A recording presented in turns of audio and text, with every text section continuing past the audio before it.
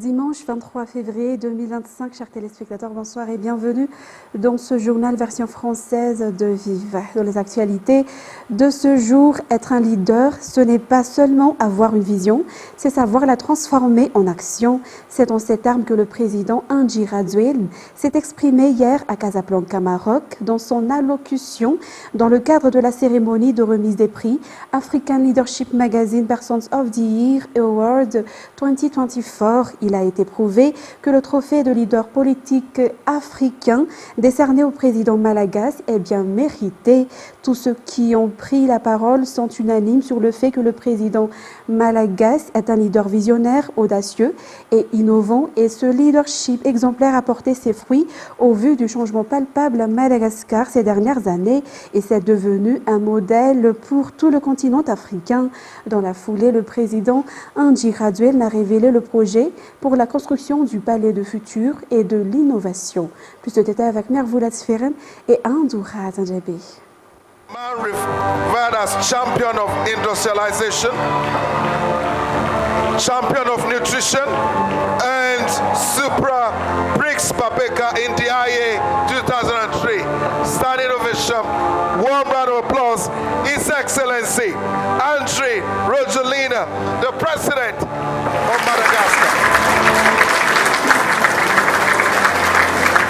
Ce trophée n'est pas une finalité, mais une motivation pour continuer à bâtir, à innover et à transformer mon pays. Ce trophée n'est pas une finalité, mais une motivation pour continuer à bâtir, à innover et à transformer mon pays. En d'autres termes, ce Trophy Poti Award 2024 a renouvelé l'engagement du président Andry Rajoelina à se surpasser et à réaliser des projets plus innovants et novateurs. Car selon lui, un leadership fort, visionnaire et inclusif, c'est la clé pour transformer un pays. Tout en soulignant qu'être un leader, ce n'est pas seulement avoir une vision, c'est savoir également la transformer en action. Honoré aujourd'hui comme leader politique africain de l'année, recevoir ce prix revêt une signification particulière pour moi. Être un leader, ce n'est pas seulement avoir une vision, c'est savoir la transformer en action. C'est cette détermination qui nous permet de tracer la voie d'une nouvelle époque. Car le leadership, lorsqu'il est exercé avec vision et détermination, c'est la clé de la transformation. Nos objectifs sont ambitieux, mais notre vision est claire. Nous sommes déterminés à les atteindre. Se voir décerner ce trophée symbolise également la reconnaissance du leadership exemplaire du président malagasy Andry Rajoelina, qui a osé réaliser une vision grandiose comme la construction de l'autoroute reliant Antananarivo et le Grand Port, ainsi que le projet transport par câble. De grands projets visionnaires et ayant des impacts socio-économiques positifs sur le quotidien de la population. Madagascar se transforme et se développe. Nous avons décidé de prendre en main notre destin et de façonner avec une vision claire des actions concrètes. Nous avons bâti et nous allons continuer à construire des infrastructures qui changent le quotidien de la population. À part les écoles, les hôpitaux, les stades, les routes, l'un des piliers de cette transformation est la construction de la première autoroute du pays, reliant la capitale Antananarivo au grand port de Tamatave. Par ailleurs, dans la capitale, nous moderniserons le transport urbain avec un projet novateur, le téléphérique ou transport par câble. Ce type de mobilité propre et efficace offrira une alternative aux citoyens, permettant de gagner du temps en évitant les embouteillages et d'améliorer leur qualité de vie. Étant à la tête d'un pays majoritairement rural, le président Andry Rajoelina a aussi proposé une réforme audacieuse visant à transformer et à moderniser le monde agricole. Le principal objectif est de réduire la pauvreté et tripler le rendement. Le chef de l'État malagasy a également annoncé que le pays a fait le choix stratégique d'accélérer sa transition énergétique. Ainsi, avec l'installation de 100 MW de parcs solaires et 100 MWh de batteries de stockage combinés à une centrale hydroélectrique, 70% de la production d'électricité de la capitale sera verte et propre dès cette année. Un vrai et un véritable leader doit comprendre et maîtriser les atouts, les opportunités, mais aussi les défis et les difficultés de son pays. Il a l'obligation de définir une vision claire pour le bien-être de sa population.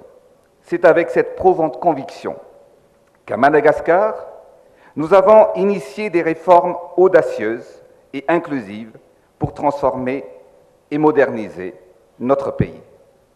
Avec 80% de notre population vivant de l'agriculture, la transformation agricole est une arme pour combattre la pauvreté. Une arme, non pas pour tuer, mais au contraire, pour faire vivre les familles, les paysans et le peuple tout entier. Toutefois, le continent africain et Madagascar font face à des défis majeurs. Mais avec cette remise de prix Poti Awards 2024, le président Andry Rajoelina est plus motivé que jamais à redoubler d'efforts. Il a révélé hier à Casablanca l'ambition de Madagascar de construire le palais du futur et de l'innovation qui fonctionnera uniquement avec de l'énergie renouvelable. Ce palais sera en forme de ravinal, il sera dédié pour accueillir les sommets, forums et rencontres internationales. Il fera également office de centre de formation des jeunes dans les domaines de la nouvelle technologie et de la digitalisation. Nous avons également comme ambition de construire le palais du futur et de l'innovation, un lieu unique qui marquera l'entrée de Madagascar dans l'ère technologique. Sa forme en ravenal, ou l'arbre du voyageur, est un symbole culturel et écologique de Madagascar. Emblème de modernité, ce centre sera dédié pour accueillir les sommets, forums et rencontres internationales. Il abritera également un centre de formation pour les jeunes dans les domaines de la technologie, de la digitalisation, de l'intelligence artificielle et de la robotique, dans laquelle Madagascar est champion du monde des Jeux olympiques de la robotique dans la catégorie junior en 2024. Complètement connecté, son toit sera entièrement recouvert de panneaux photovoltaïques et il fonctionnera uniquement avec de l'énergie renouvelable. Ce sera le centre et le cœur de notre avenir technologique. Le directeur général et le président du conseil d'administration d'ALM sont unanimes et admiratifs du leadership du président de la République malagasy. L'engagement d'Andry Rajoelina est selon eux une inspiration et un modèle de développement pour l'Afrique tout entière.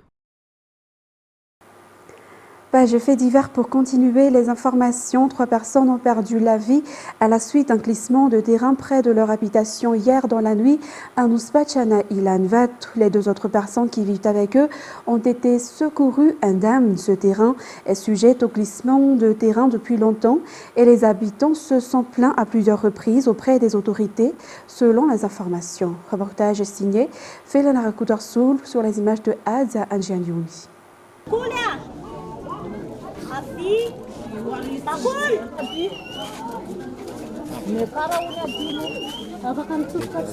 Des cris et des pleurs d'enfants ont réveillé les voisins de cette maison, victimes d'un glissement de terrain hier vers 23h à Ilanvat ou un Pasque. En effet, cette maison où vivaient 6 personnes s'est effondrée suite à un glissement de terrain tout près de chez eux. Même si les voisins ont fait de leur mieux pour les sauver, les 3 personnes sous les décombres, dont la mère, sa fille et son petit-fils, ont perdu la vie sur le chemin de l'hôpital. Le père n'était pas à la maison au moment de l'incident, ont déclaré les témoins. Il existe encore de nombreux terrains à risque de glissement de terrain non loin du lieu où cet incident s'est produit et c'est la raison pour laquelle les habitants font appel aux autorités pour éviter que de telles catastrophes ne se reproduisent. Selon les habitants, les différents responsables du district se sont déjà rendus sur place. Ensuite, certains sinistrés du site Villa Lili à Noussizat sont déjà rentrés chez eux, tandis que de nouvelles victimes y viennent. Des inspections de leur habitation sont effectuées par les responsables avant de prendre la décision de les faire retourner dans leur foyer, selon les informations. Plus de détails avec Félan Kharoutarsoul. Environ 200 sinistrés sont retournés dans leur foyer depuis samedi, alors qu'elles étaient 418 au début, pour le site d'hébergement Villa Lili à Noussizatu Ndjefen. Cette décision a été prise après l'inspection quotidienne par la municipalité, le Foukountan et le BNGRC de leur résidence, a indiqué le maire. Ce sont 115 nouvelles victimes qui viennent d'être admises au site Villa Lili du fait que leurs maisons sont toujours inhabitables. Edmond et sa famille font partie des victimes issues de Foukountan, un Boudvoun à Varatatach, récemment transféré au sein du site Villa Lili. L'eau dans leur maison arrive jusqu'aux genoux et ils ne pouvaient pas y rester et maintenant qu'ils ont été déplacés. L'accueil des victimes au Villa Lili à Noussizat Ouest se poursuit jusqu'à nouvel ordre selon les informations. Et 15 personnes sont décédées suite aux pluies successives depuis le 14 février. D'après le bilan du BNGRC ce matin, 18 355 sont sinistrés, soit 4 825 ménages, 6 214 personnes déplacées, soit 1 883 ménages actuellement répartis dans 20 sites d'hébergement et 12 ménages chez leur famille. Il y a également eu 3 337 cases inondées, 5 cases endommagées et 14 cases détruites, d'après toujours le rapport. Restons toujours dans ce même sujet afin de permettre aux élèves sinistrés de poursuivre leurs études immédiatement après les pauses. 785 d'entre eux qui sont pris en charge dans les sites d'hébergement issus de la Cisco d'Antimoudjan ont bénéficié de kits scolaires de la part du ministère de l'Éducation nationale en collaboration avec l'UNICEF. Félan Kharoutarsoul nous en dit plus. Le ministère de l'Éducation nationale intervient également pour venir en aide aux élèves sinistrés suite aux intempéries. Les élèves de tout niveau sinistrés dans les sites dans la Cisco d'Antananarivo à Tsimjan, comme dans le site de Falarivo Ampitatavk, Luaranbat Ambavatukan, Tanzundava Anusmasen et Anusizatu Ndjefen recevront tous des kits scolaires contenant des cahiers, des stylos, des crayons, des craies et des ardoises. La distribution a commencé hier au sein du site des sinistrés à la Villa Lili à Noussizat Ouest. Comme ceux de la Cisco d'Antananarivo à Tsimudjan, les élèves victimes des autres sites recevront également leur part selon les informations. Et l'association MITA a apporté son aide aux victimes d'inondations dues aux intempéries dans la capitale. Des nourritures ont été distribuées par l'association MITA à 415 victimes au sein du site Villa Lili à Noussizat Ouest pour la première fois aujourd'hui. Outre les cotisations de chaque membre de l'association, les efforts qu'ils ont déployés ont été également consacrés à ces victimes. L'association qui est active dans le social depuis longtemps, selon les informations. Dans un tout autre contexte, 85% des travaux d'installation du pipeline Mandjari-Sampun dans la région d'Anno s'y sont actuellement achevés. Les travaux avancent normalement et selon les prévisions, ils seront terminés fin mars. Ce pipeline qui est un projet gouvernemental afin de lutter contre le kéré dans le sud de l'île. Plus de détails avec Amina Martina.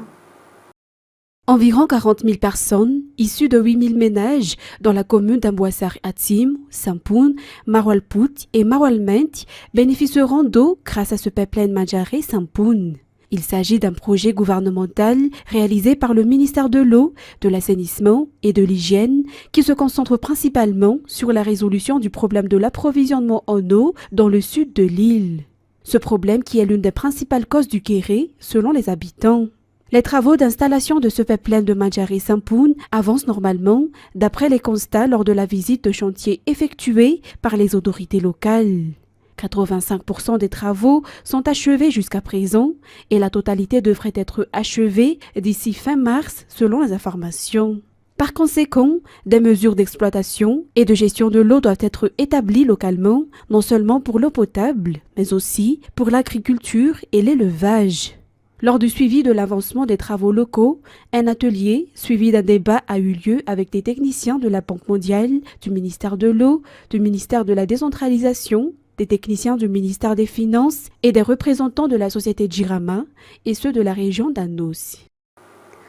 En ce qui concerne maintenant les actualités internationales, le pape François, âgé de 88 ans, se trouve dans un état critique avec un pronostic réservé, a annoncé le Vatican samedi soir, hospitalisé depuis 9 jours à la clinique Gemelli de Rome pour une pneumonie affectant ses 2 poumons. Son état de santé s'est dégradé. Point avec France 24.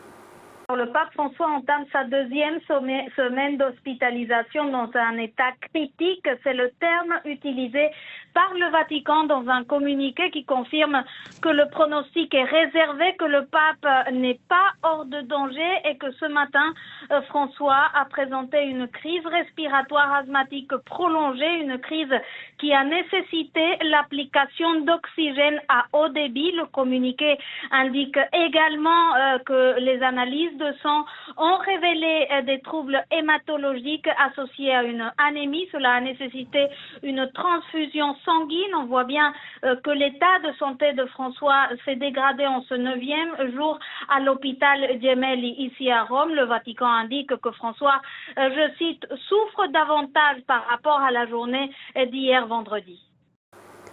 Ensuite, destination Ukraine, Donald Trump s'en prend une nouvelle fois à Volodymyr Zelensky. Selon lui, la présence du président ukrainien n'est pas importante en cas de négociation avec Moscou. Le locataire de la Maison-Blanche a en parallèle salué les discussions qu'il a eues avec son homologue russe. France 24. Négocier directement avec Moscou en écartant l'Ukraine des discussions, Donald Trump appelle cette fois les chefs d'État russes et ukrainiens à dialoguer. Le président Poutine et le président Zelensky vont devoir se parler. Parce que vous savez quoi? On veut mettre fin au massacre de millions de personnes. Et par la même occasion, mettre fin à l'aide américaine envoyée à l'Ukraine. Une promesse de campagne de Donald Trump qui est repartie à la charge contre Volodymyr Zelensky. J'ai eu de très bonnes discussions avec Poutine et j'ai eu des discussions pas aussi bonnes avec l'Ukraine. Ils n'ont aucune carte en main, mais ils la jouent dur. Mais nous n'allons pas laisser ça continuer. En contrepartie de leur soutien, les États-Unis réclament 50% des minerais stratégiques de l'Ukraine, une part estimée à 500 milliards de dollars par Donald Trump. Des négociations sont en cours entre les deux pays. Cet accord peut apporter une valeur ajoutée à nos relations. Et l'essentiel est d'en régler les détails pour qu'il puisse fonctionner. J'espère qu'il y aura un résultat équitable. Des discussions que l'Ukraine aborde en position de faiblesse. Dans un projet de résolution proposé hier à l'ONU, les États-Unis ont réclamé une fin rapide du conflit, sans mentionner le respect de l'intégrité territoriale de l'Ukraine. Ensuite, en Allemagne, les bureaux de vote ont ouvert dimanche 23 février à 8 h en Allemagne pour les élections législatives où l'opposition conservatrice part largement favorite et où l'extrême droite pourrait obtenir un résultat record. Plus de 59 millions d'électeurs ont jusqu'à 18 h pour élire leurs députés dans ce scrutin convoqué après l'implosion fin 2024 de la coalition du chancelier social-démocrate. France 24. L'atmosphère est plutôt lourde du côté de l'Allemagne depuis plusieurs jours déjà. Elle contraste avec l'atmosphère qui règne dans ce petit bureau de vote de Berlin où on s'apprête à accueillir des électeurs qui vont voter pour une élection sans doute capitale, sans doute une des plus importantes de ces dernières années. C'est vrai que l'atmosphère a été lourde parce que la campagne menée notamment par l'AfD a été assez agressive. Hier, en arrivant à Berlin, on a vu une manifestation contre l'extrême droite à laquelle est venu, où sont venus quelques militants de l'AfD pour affronter, en tout cas verbalement, ceux qui refusent l'hypothèse que l'AfD devienne un parti important, un parti comme les autres. Donc une atmosphère un peu particulière en Allemagne avec cette impression que eh bien, ces élections sont clairement des élections élections qui vont marquer un tournant dans l'histoire du pays. Dispositif de sécurité pas réellement, mais en tout cas la présence policière, même si elle était discrète, était bel et bien là. On a entendu hier des véhicules traverser à maintes reprises les rues de Berlin parce qu'il y avait un rassemblement ci et là. En tout cas, une atmosphère lourde, même si évidemment tout se passe dans le plus grand des calmes, et on attend ici dans ce bureau de vote les premiers électeurs. Et des dizaines de milliers de partisans du Hezbollah participent dimanche 23 février à Beyrouth aux funérailles de son chef tué dans une frappe israélienne lors de la guerre qui a grandement affaibli la formation libanaise pro-iranienne. Reportage sur les images de France 24. Malgré des températures proches de zéro, une marée humaine s'est dirigée vers Beyrouth. Des milliers de Libanais venus des quatre coins du pays ont convergé donc vers la capitale pour rendre un dernier hommage au chef du Hezbollah, Hassan Nasrallah, ainsi que à son successeur, Hachem Safi-Eddin. Ce rassemblement dépasse largement les frontières du Liban. Vous savez, des délégations étrangères ont fait le déplacement, des Iraniens, des Irakiens, des Yéménites, mais aussi des ressortissants africains et européens. Ils se sont joints donc par milliers à cette cérémonie d'adieu. Les funérailles débuteront à 13h heure locale à la cité sportive de Beyrouth. Selon les organisateurs, la cérémonie devrait durer environ 65 minutes. Parmi les moments forts donc attendus, les discours du chef adjoint, du chef du Hezbollah, Naïm Kassem, et du président du Parlement libanais, Nabi Berri. Les forces de sécurité, elles, et aussi l'armée, sont massivement déployés dans le secteur du stade et ses alentours pour garantir la sécurité des funérailles. Et à l'issue donc de la cérémonie, un cortège funèbre, donc une procession de 3 km jusqu'au mausolée où sera inhumé Hassan Nasrallah, non loin de l'aéroport de Beyrouth. Et de son côté, Hachem Safi-Eddin, lui, donc, sera enterré dans son village natal au sud du Liban. Mesdames et messieurs, cette édition touche à son terme. Nous vous remercions de votre fidélité. Et tout de suite après, vous allez suivre le film intitulé « Vol à haut risque ». Je vous donne rendez-vous pour une autre fois pour de nouvelles actualités. Au revoir à tous.